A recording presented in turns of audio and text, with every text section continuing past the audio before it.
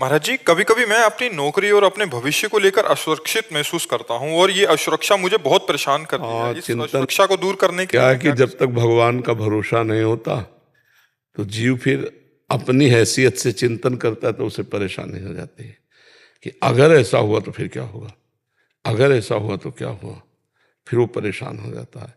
तो हमें लगता है कि भगवान का भरोसा कर लो कि अगर ऐसा हुआ तो भगवान कोई नया रास्ता निकाल देंगे। भरोसो दृढ़ इन चरणन के रो। हमें भरोसा भगवान पर है। एक मार्ग बंद होगा तो दूसरा खोल देगा।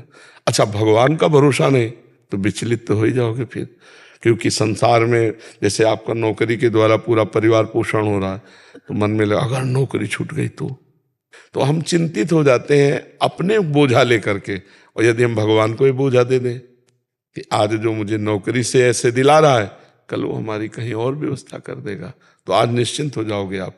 भगवान के भरोसे हो जाओ, वो निश्चिंत कर देते हैं। भगवान का भरोसा अगर नहीं है तो निश्चिंतता नहीं आनी। देखो, हम एक प्रसंग सुनाते हैं। भीष्म पितामह जिस समय सेनापति बने, दुर्योधन के कौरव पक्ष के सेनापति, तो रोज 10,000 महारथी मारते थे। 10,000 महारथी भीष्म जी, महान धनुर्धर, लेकिन एक भी पांडव को खरोच नहीं आती थी। तो दुर्योधन जल जाता जब शाम के युद्ध का निर्णय सुने, बोले एक भी पांडव नहीं मारा गया। भीष्म जैसे सेनापति, एक भी पांडव नहीं मारा गया। तो उनके शिविर में जाकर के रोज इस बात के लिए झगड़ा करता। तो भीष्म जी भाव में आए, तो 5 बाण निकाल के रख दिए और कहा कल मैं यदि जीवित रहा तो 5 पांडवों का वध निश्चित समझो। और उनको पता था कि मैं जीवित ही क्यों रहूंगा, जिनके रक्षा में भगवान है, तो मैं समर्थ नहीं रह पाऊंगा कि पांडवों को मार दूं।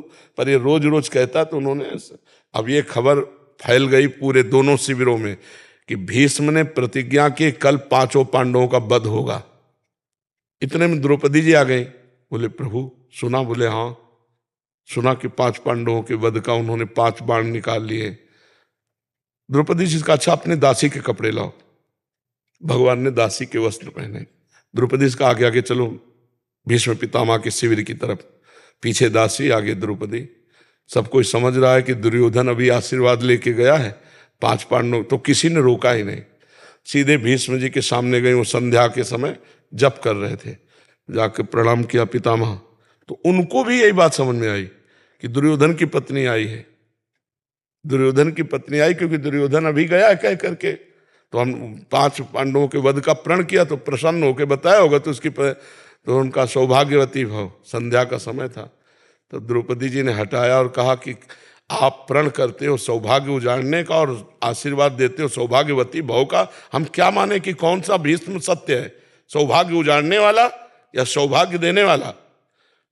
भीष्म जी का माला छूट गया। उनका वो कहा जो तुम्हें यहाँ लाया है, क्योंकि इतनी चतुराई से तेरे को यहां तक इस समय पहुंचाना केवल उसी का कार्य है। भीष्म जी खड़े हो गए और देखा तो दरवाजे में दासी बने खड़े थे भगवान। भीष्म जी ने जब देखा तो कहा बेटी तेरे सौभाग्य को कौन उजाड़ सकता है? हम जैसे सैकड़ों भीष्म तो भी नहीं उजाड़ सकते, जिसका रक्षक ये गोविंद तुम्हारे लिए दासी बन के आया है, तुम्हारे पद। तब भगवान से कहा मेरा प्रण तो तुम तोड़ दिए, लेकिन तुम्हारा भी प्रण तोड़ूंगा कल। तुमने कहा युद्ध में मैं अस्त्र ग्रहण नहीं करूंगा, और कल मैं गंगा का पुत्र नहीं कहूंगा अगर तुमसे अस्त्र न ग्रहण करा। तो भगवान ने कहा ये तो बात हो जाएगी, अपनो प्रण विसार भगत को पूर्व प्रण निभाऊं। फिर भगवान से कहा कि प्रभु अगर जीवित रहा तो मैं बाण संधान करूंगा पांडवों के ऊपर। तो आप ये करना कि जो ही मैं युद्ध क्षेत्र में जाऊं कल, तो सामने शिखंडी को खड़ा कर देना। शिखंडी आज भी मेरी दृष्टि में अंबा है, और मैं स्त्री पर कभी बाण नहीं चलाता। इतने में अर्जुन से कह देना मुझे बाणों की सैया पे सुला दे। अब भगवान लौट करके आए तो देखा पांडव चैन से सो रहे हैं। तो पांडवों को जगाया, उनको भीष्म में प्रतिज्ञा की है 5 पांडवों को मारने की। बोले हाँ पता है। बोले तुम चैन से सो क्यों रहे हो?